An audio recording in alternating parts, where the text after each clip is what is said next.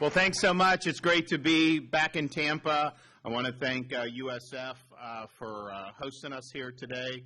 We're recognizing a number of people that are in the audience. Some will be participating in today's bill signings, starting with Senate President Saludos amigos de TampaHoy.com. Mi nombre es José Ángel Acevedo. Son las 10:13 de la mañana. En estos momentos, el gobernador de Florida está ofreciendo una conferencia de prensa en vivo desde la ciudad de Tampa para hablar sobre el apoyo a los floridanos. Así que veamos la conferencia de prensa en vivo. Cody and Colton Murphy, and you'll hear about that legislation momentarily. I also want to recognize, I saw Senator Jay Collins is here, who's the senator from this area. Jay was kind of the forward deployed Florida asset for the rescues that we helped effectuate in Israel after the IDF operations against Iran and the Iranian missile barrage. And so the state of Florida, using our Division of Emergency Management, coordinating with partners, and Jay was on the ground for that, got over 2,000, mostly Floridians, but also other Americans, safely out of Israel during a very difficult time. Now there's a ceasefire. We'll see if that sticks. Hopefully it does. But for the week to 10 days, 12 days that there was a hot conflict, the airport was closed. It's not the easiest part of the world to navigate around. If you leave Israel's borders, you're not necessarily, just walking down Main Street. It can be tough. And this was a lot of challenge logistically for the state of Florida. Now, we had done similar rescues after October 7th, 2023 from Israel during the Hamas conflict against Israel. And that was obviously challenging. We've helped rescue Floridians from Haiti when we've had instability down there, which is challenging too. I think this one was probably the most difficult. There was a lot of roadblocks in the way, and we were able to do it. So I want to thank Senator Collins for leading it out there. I want to thank the Florida Division of Emergency Management and everybody who's been involved. But I can tell you, when we met with some of the folks last week coming into Tampa Airport, they didn't know necessarily.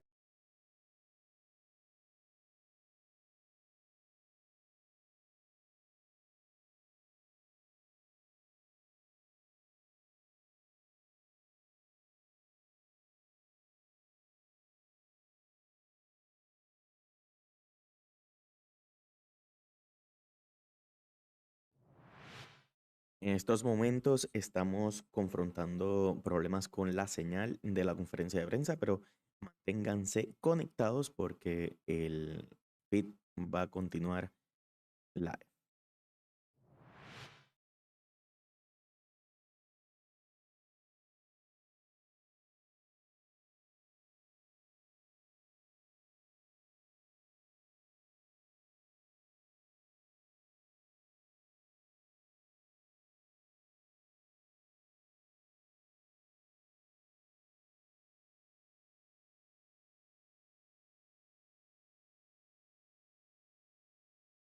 People, that's really, really meaningful. So thanks everybody that's been involved. Now we're here today to talk about Florida's additional efforts on mental health and substance abuse. And we've done a lot in Florida over the last many years. In 2021, for example, we launched the Resiliency Florida Initiative, first in its nation approach created to provide students with the resources and skills necessary to overcome life challenges. And part of that was removing the stigma from needing mental health support. And that's been something that's been really, really significant. We're also proud of the wide variety of services we now offer to help Floridians of all ages overcome mental health challenges in order to lead self-sufficient, happy lives. In 2023, Florida's network of providers assisted more than 100,000 individuals as they navigated their unique mental health needs and helped to prevent the need for more intense levels of care.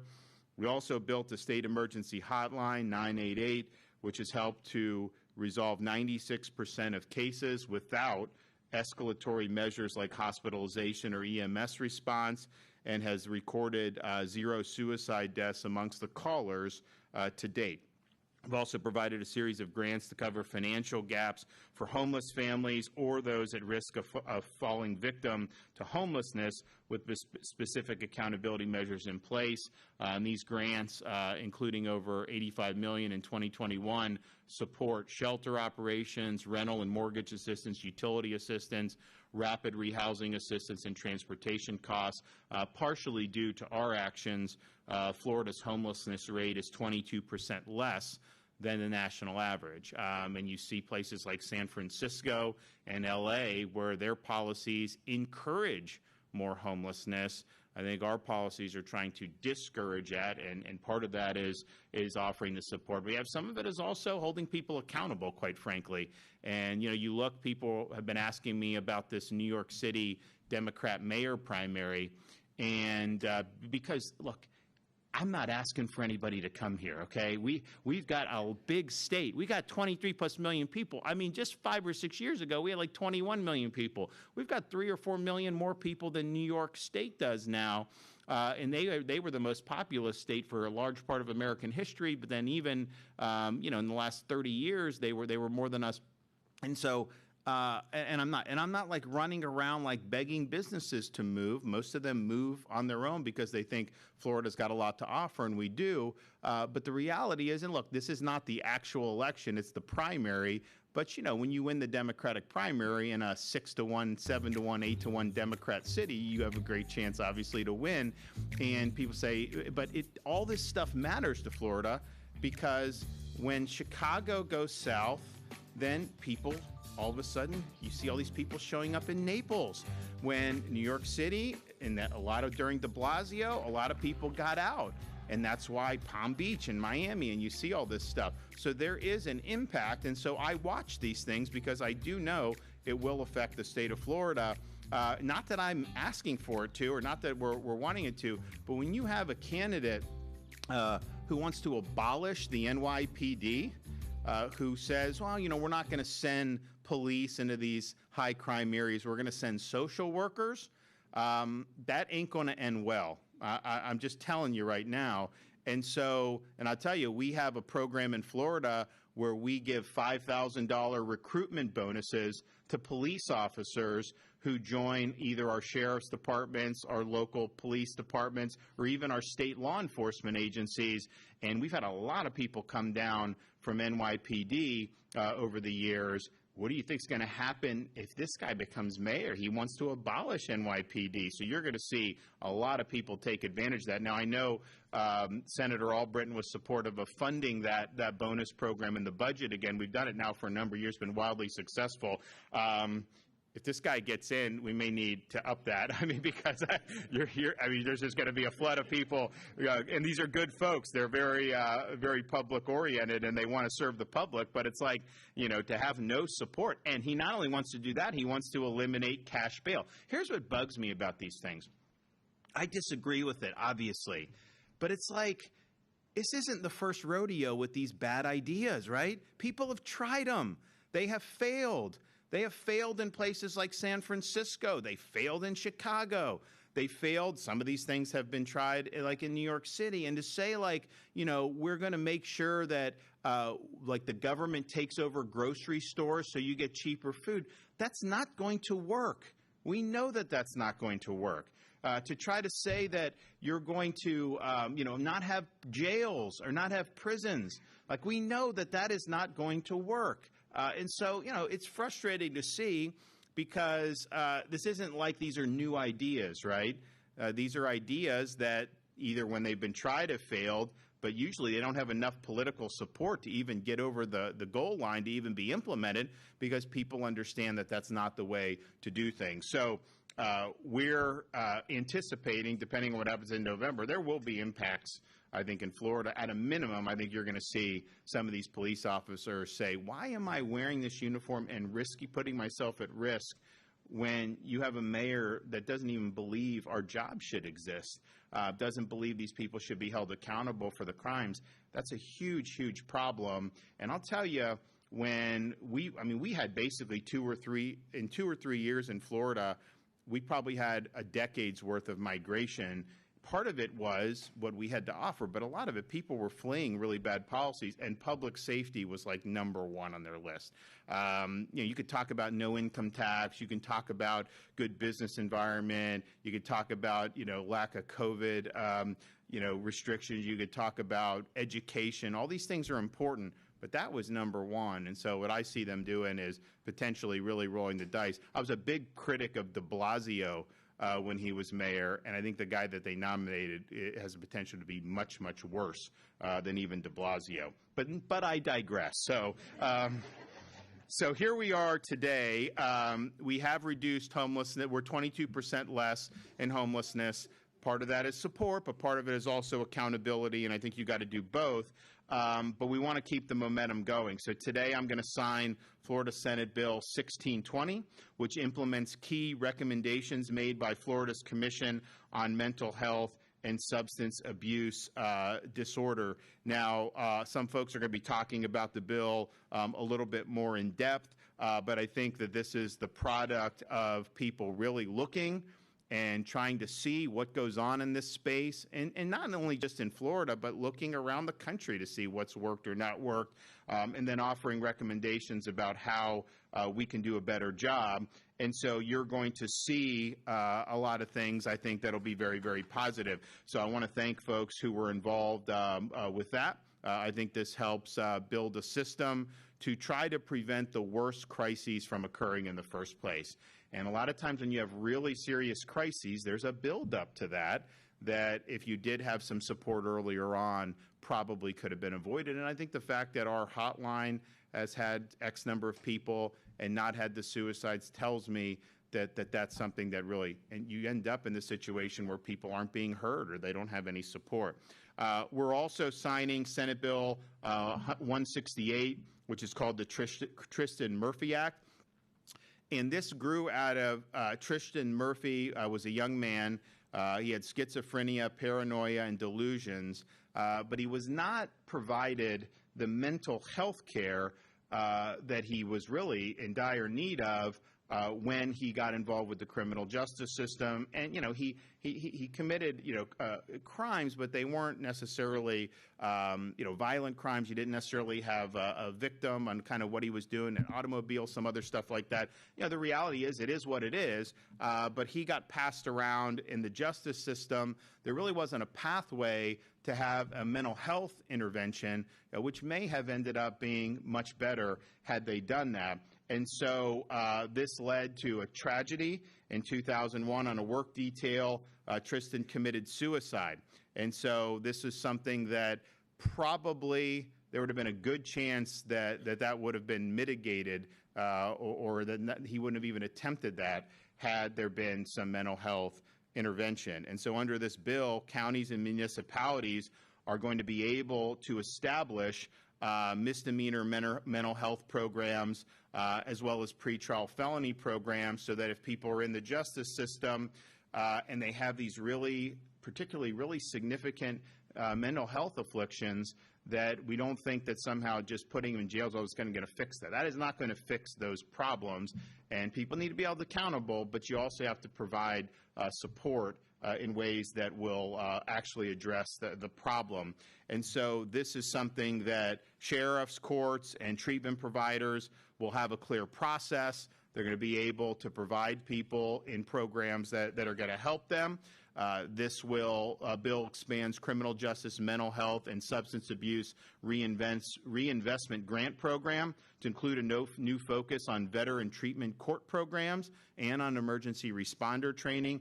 And for the first time, this bill requires mental health evaluations for individuals with a history of incompetency adjudications before they're placed on probation and returned to society, which have functioned as a loophole. So I want to thank Ben Albritton for really leading the charge on this. I know this is something that he was very passionate about.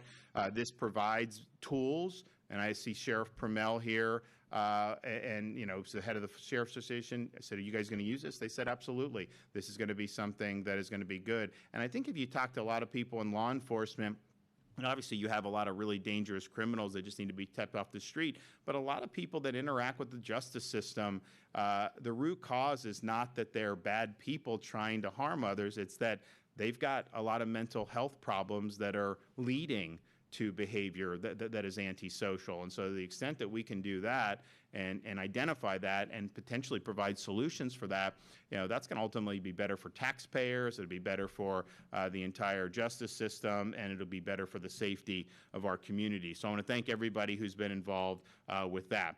I also want to thank, we have Senator Darrell Rousson here, who is the state senator from, he has, do you have this? Is this in your district or no? Okay. So he's got St. Pete and parts of Tampa, and he's had a huge focus on mental health and substance abuse policies throughout his time in the Florida legislature. And so in honor of his service to the state of Florida on this subject, I'm pleased to announce that we have worked together with both the Florida Senate and the University of South Florida to officially name the Florida Mental Health Institute the Senator Darrell Rousson Center for Substance Abuse and Mental Health Research.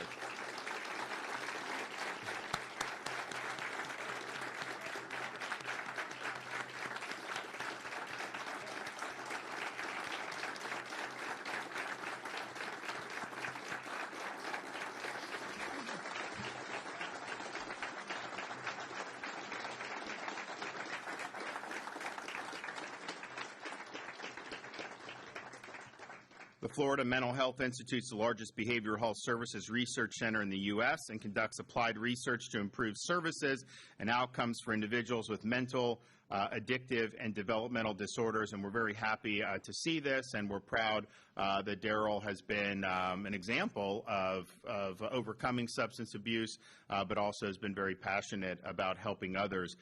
Speakers. It was a period, a lot of hiccups, but just the way it is. So, but nevertheless, we're happy that we were able to work together with the Senate to get this done, and thanks to USF for also working with us on this. So we're going to hear from some of the speakers. So we'll start with Ben Albritton. Come on up. Thank you. What a great response. Governor, first of all, I want to say a couple of comments. Florida leads. That's who we are. Hello, everybody. Good morning. Florida legislature, this governor. Well, that was very kind. Thank you. We look for opportunities. Thank you. What a great response. Even the most difficult Governor, first of all, I want to say a couple of comments. Florida really understand what's going on.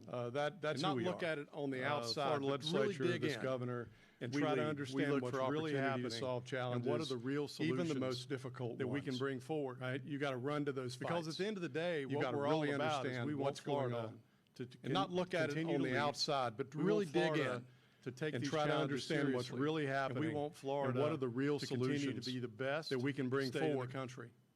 Because at the end of the day, what we're all about is we want Florida to continue to lead. Second of all, and I don't know how you get worse than de Blasio, to take these challenges seriously.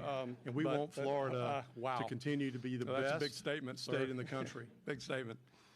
Thank you for your work and your leadership, Murphy Governor. Oh, first of all, before I get into second that, of all, if you're within I don't not mention this, but if you want to move to the free state of Florida, that's a big statement. Take you here. Big statement.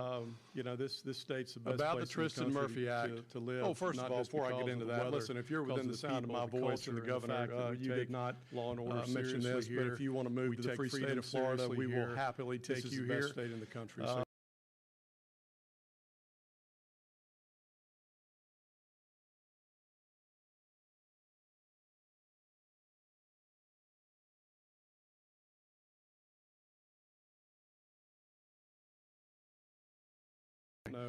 To come spend time with us. And Tristan Murphy Act. First, I want to thank anybody out Jim Defeaty. He's a newscaster down in Miami, and he did a documentary on Tristan called Warehouse, I think is what it was. Told me about Tristan. I've watched it. I don't know 8 or 10 times. And I want to thank him. I would encourage each of you, because his leadership, anybody out there, to take a look at that. Jim's the first. The second is I want to thank you that Sheriff Permel told me about Tristan. You and I have had a lot of conversation about this topic, and I want to thank you for your leadership, because his leadership.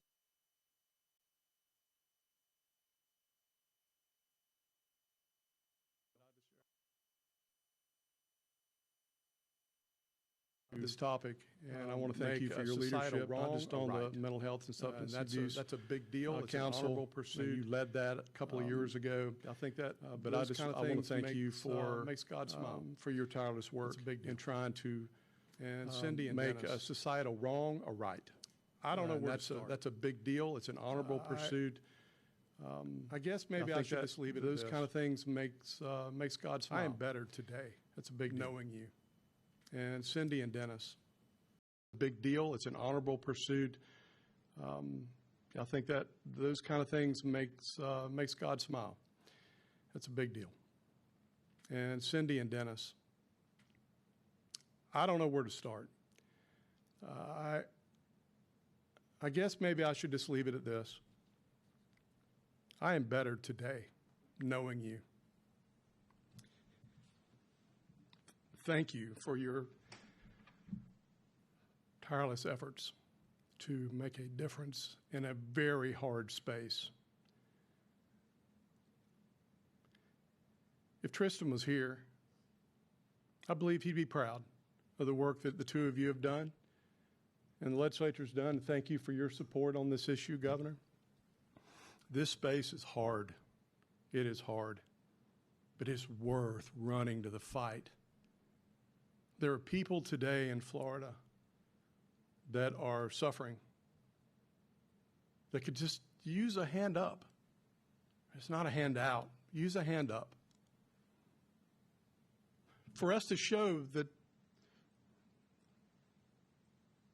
this is in us, right? To bring out the best in us and share that with folks that are challenged and folks that are struggling. Today's a big day. Congratulations to the two of you. And I want to thank everybody involved. I am so incredibly thankful that today we can have honest dialogue about mental health. Honest dialogue. And 10 years ago, it was taboo. But today, we've broken the seal on this conversation. This bill today, both of these bills, is a prime example of what we can do when we summon ourselves. And we run to the fight. It's a prime example. And I would encourage everybody within the sound of my voice, don't be afraid to speak up. Don't be afraid to speak out. Everyone needs an advocate. If you know somebody that's struggling with mental health challenges, run to that fight with them, right? Run to that fight with them. It's a big deal. So anyhow, I love you guys. I appreciate the opportunity to speak today, and thank you. Thank you, Taylor.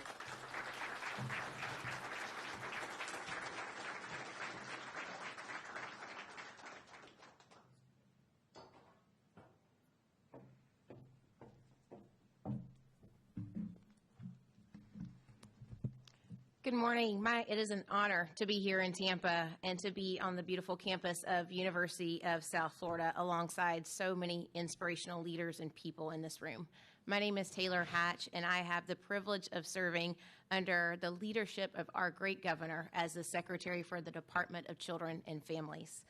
And thanks to the steadfast leadership of Governor DeSantis, as well as the First Lady, and with well as legislation into law by engaging our partners and our stakeholders and Floridians directly, we are continuing to develop and strengthen innovative approaches to behavioral health care, as evident by the two pieces of legislation the governor is signing into law by both Senator Bradley and Representative so well by the passionate leadership of Senator Bradley a few months ago, and reinforced through the incredible leadership of President Albright, who we just heard from a moment ago, that worry about their Senate Bill 168, sponsored by both Senator Bradley and Representative Cobb and championed by others. The use of community-based aims to bring comfort to individuals living with mental illness who are involved that worry about their lives.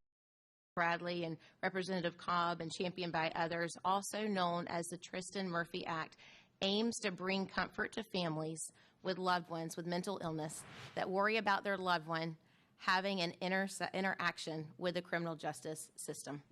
More specifically, the legislation expands the use of community-based mental health services for individuals living with mental illness who are involved in the criminal justice system.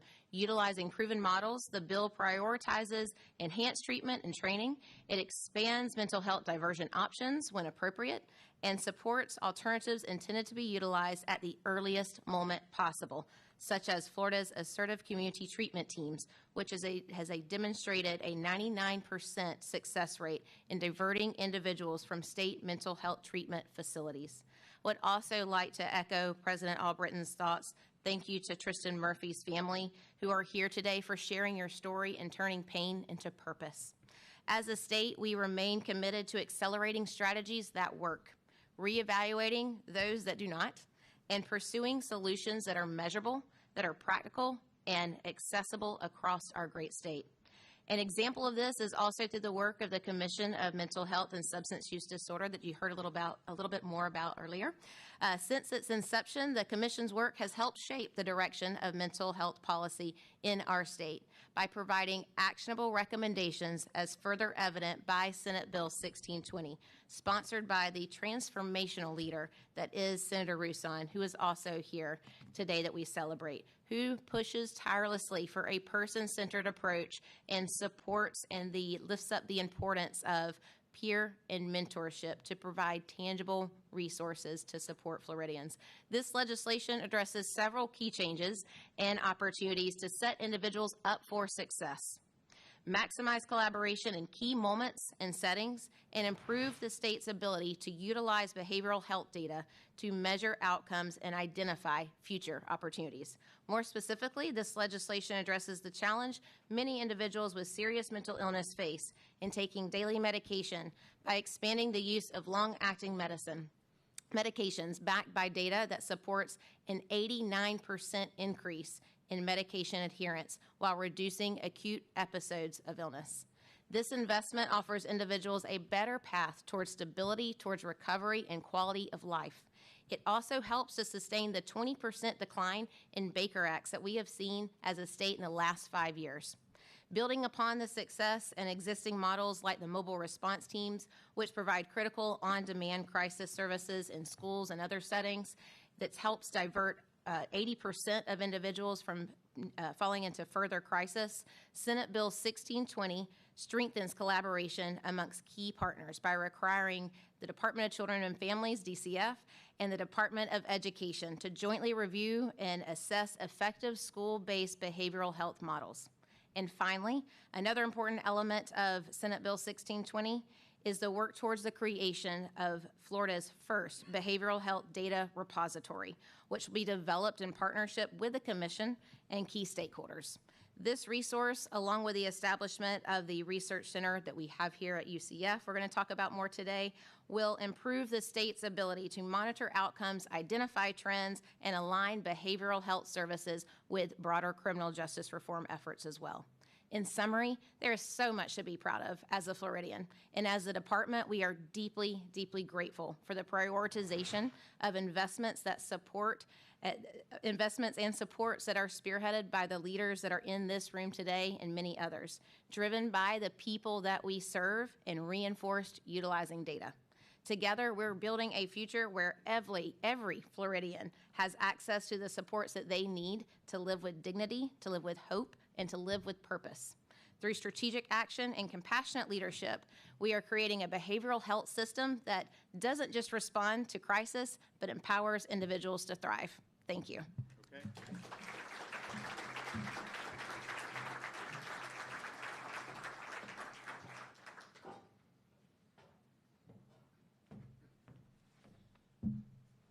Good morning. Thank you, Governor, President Albritton, Senator Rouson, Senator Bradley, my Senator Collins, Secretary Hatch, distinguished guests. On behalf of the University of South Florida Board of Trustees, President Law, and all of us at USF, welcome. It's great to have you here. And I have to mention, Governor, for your leadership, we are home to the best education system, higher education in the entire country. It's because of this man right here and his incredible leadership. But we're also standing in the heart of our College of Medicine, our Morsani College of Medicine, under the leadership of Dean Lockwood. We're one of only 16 public or private Tier 1 medical schools in the entire United States of America. And what does that mean to us? That means innovation. That means solving critical challenges in our communities, and it means impacting lives for the better. I'm just delighted to be here to share a little bit about USF's role in this journey. We've been a leader in this space for many, many years. We're one of the state's founding partner institutions in the behavioral health teaching hospital with our friends at Tampa General Hospital. And we're also the only SUS institution with a college dedicated exclusively to these disciplines, the USF College of Behavioral and Community Sciences. And we're also home to the Lou Delapart Mental Health Institute and the newly created Florida Institute for Behavioral Health Workforce. And Governor, I know you shared this great news about honoring our great Senator Rouson, and you know, Dean Cerovich and I and the President and all of us are going to be working very closely together to ensure that this institute reflects your legacy, and as we prop up and help the members of our great community. Will Weatherford, our chairman, and I are going to be personally co-sponsoring this board action, and we'll have you back for that moment. But at the end of the day, you know, the University of South Florida is where you come for solutions, is where you come for action, where you come for impact. And before I just wrap up, I was inspired by President Albritton's comments, and so I lost my little sister last year to substance abuse and mental health. And you know, Katie was a good person, you know, and I just share that this challenge is everywhere. It's on the doorsteps of every household in this state and in America. And I say her name, and I share that because I'm proud of her. You know, and her fight was a fight every day. But knowing that we have a governor, knowing that we have a legislature, knowing that we have a university, and candidly, just a great community of people that care, they're going to help those that need our help. And it's not necessarily a hand up, but it's a lift up, and letting them know that there are resources available, and that there's an opportunity to improve their life. And, you know, to the Murphy family and to others, I just, you know, you're here for all of us. You're here for all of us that have had these challenges. And I believe that this legislation will absolutely change the lives of people that are hurting.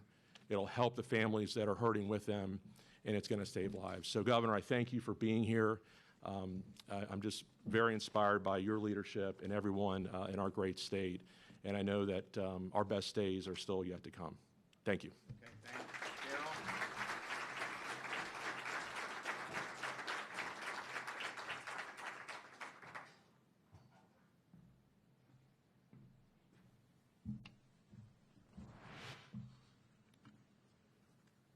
27 years, 3 months ago, when I woke up in Hanley Hazelden Treatment Facility, I will never forget the day I asked for help, the hopelessness, the loneliness, the anger, the fear, the deep gut rage, the gift of desperation. The bottom was my gift of desperation. I became desperate to change, and whether I believed I could or whether I believed I couldn't, I knew I was right. I'm very honored to be here today, very honored for this honor that has been bestowed upon me. And I thank everyone who had a part of keeping this well-kept secret. When Senate President Kathleen Passidomo appointed me to the Commission on Mental Health and Substance Use Disorders, I said I didn't want to serve on another commission that just writes a report and gathers dust on a shelf. I wanted to be part of something that would lead to real, lasting change. Governor, today with your signing of Senate Bill 1620, that change is taking root. This legislation is a direct result of the hard work of the Commission. It turns thoughtful recommendations into real policy. It will ensure that Florida continues to be a leader in how we treat people living with mental illness and addiction, not just in moments of crisis, but across the entire continuum of care. This bill increases the accessibility of long-acting injectable medications for patients being discharged from mental health facilities, helping ensure continuity of care and reducing the risk of relapse. It strengthens crisis response teams, especially for Florida's growing senior population.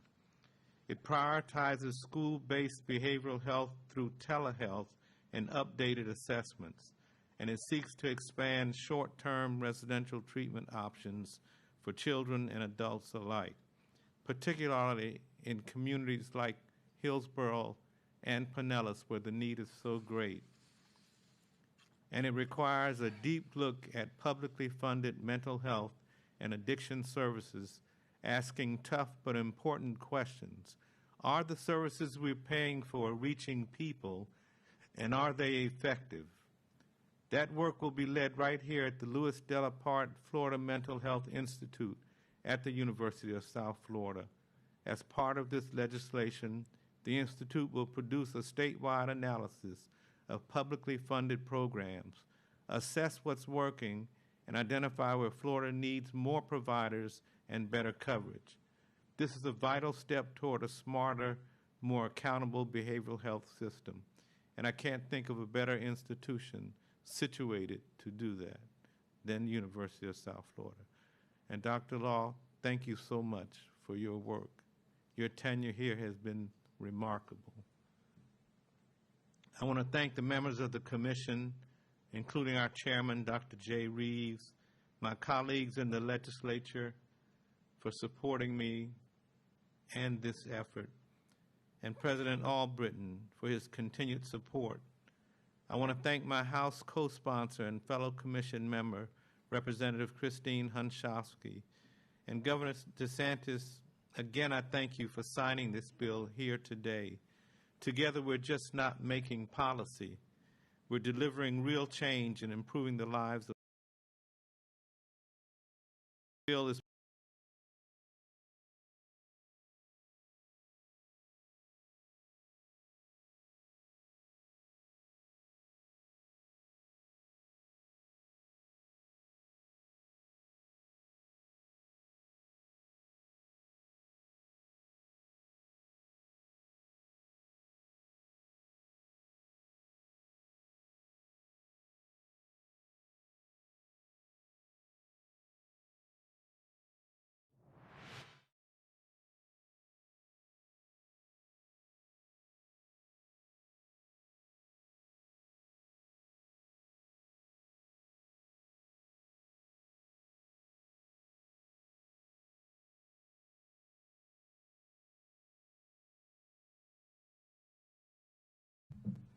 Good morning. I'm Jennifer Bradley. I'm state senator from District 6 up in North Florida. And what a special morning, an important morning for us to gather today.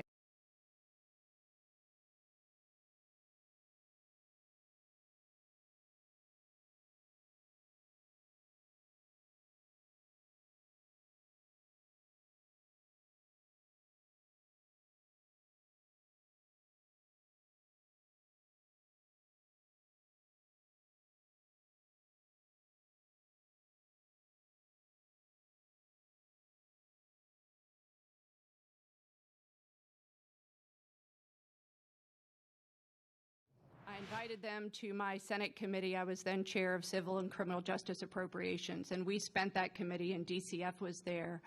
Judge Leifman was there from Miami, and we talked about really what is the heart of the Tristan Murphy Act, and that is that difficult intersection between the criminal justice system and mental health. And we talked about the challenges and the roadblocks that people with mental illness, and it's not just the person with the mental illness, it's the family behind them that struggles to get them the resources to try to keep them out of the deep end of the criminal justice system, which is exactly what happened to Tristan Murphy with tragic consequences. So thank you to the Murphys. Thank you, Cindy, for being so brave and transparent. As Senator Albritton said, thank you for running to the fight. President Albritton, you never shy away from the fight. You never look away. But more importantly, you run to the fight with a servant's heart, with compassion. And that's what this needed. And you're so right. Jim DeFeedy's documentary on Warehoused really lays bare some of the challenges and some of the obstacles that we had to overcome. And without the sheriff's input in the Florida Sheriff's Association, none of this happens. Florida is a law and order state. And it's one of the things that I am so proud of. It's why I love living in the state of Florida with my family where we have our business. And the governor, there is no greater champion of law and order than Governor DeSantis. This is a law and order bill. This recognizes that those folks with mental illness, with serious mental illness, they need treatment, long-term recovery, and stability. That makes safer communities, stronger communities. This bill is a game changer. Judge Leifman described it as the most significant mental health legislation since the Baker Act, and I don't think he's wrong. It's very, very important legislation. I'm so honored to be here. I'm so thankful that the governor will be signing it. Thank you, Mr. President. Thank you, Sheriff Purnell, the Murphys. Tristan could not have had better advocates and more love, and it's the next chapter for Tristan is the state of Florida that is a different place for those who are in his position. So thank you.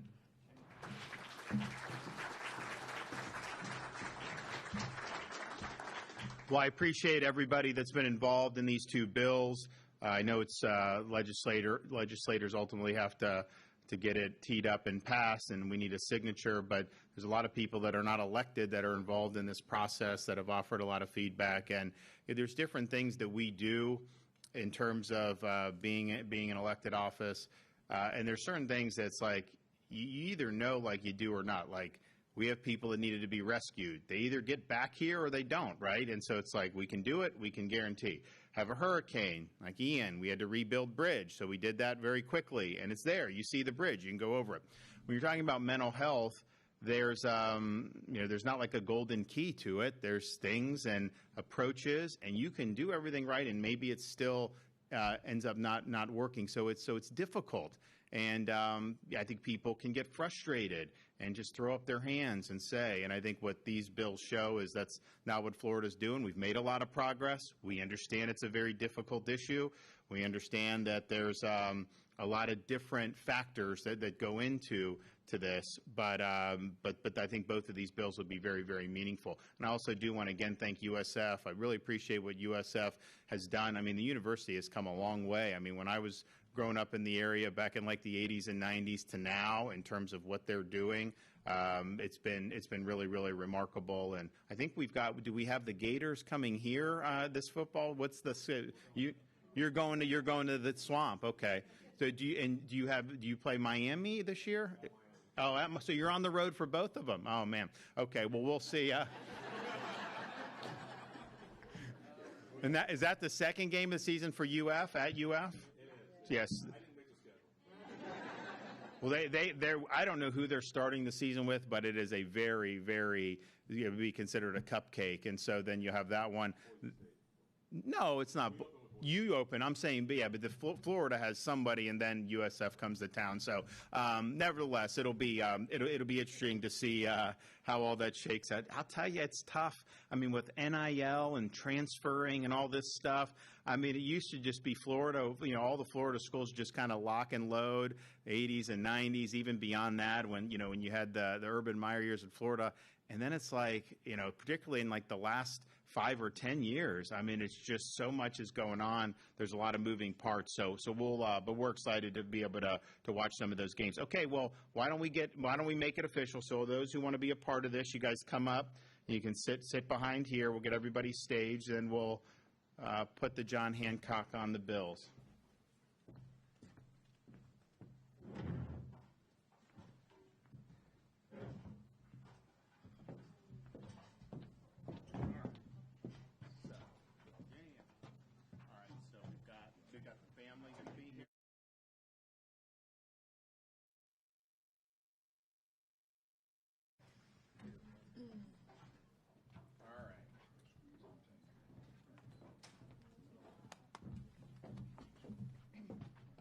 Hemos escuchado al gobernador Ron DeSantis y a varios recursos del estado de Florida ofreciendo detalles sobre nuevas leyes para proteger la salud mental de los floridanos.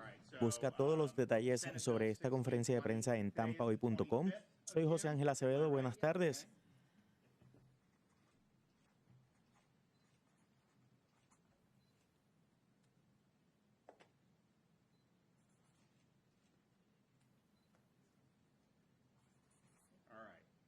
SB 1620, who wants one? Huh? Okay. Anybody else? En estos momentos vemos al gobernador Ron DeSantis firmando las leyes que acaba de mencionar en el estado de Florida para apoyar la salud mental de todos los ciudadanos y personas que viven en nuestra comunidad. Son las 10:58 de la mañana, así que hoy es miércoles 25 de junio. Hoy a las 4 de la tarde tenemos Vigilando los Trópicos con Val Simpson. También tenemos una sorpresita para ustedes, así que tienen que sintonizarnos a las 4 de la tarde en tampahoy.com para encontrar todos los detalles sobre cómo se estará comportando el tiempo durante los próximos días en Vigilando los Trópicos. Así que chicos, vayan a tampahoy.com para que encuentren todas las noticias del día y esta información sobre el gobernador Ron DeSantis, que está firmando en el día de hoy nuevas leyes para apoyar la salud mental de los floridanos. Mi nombre es José Ángel Acevedo. Nos vemos en la próxima.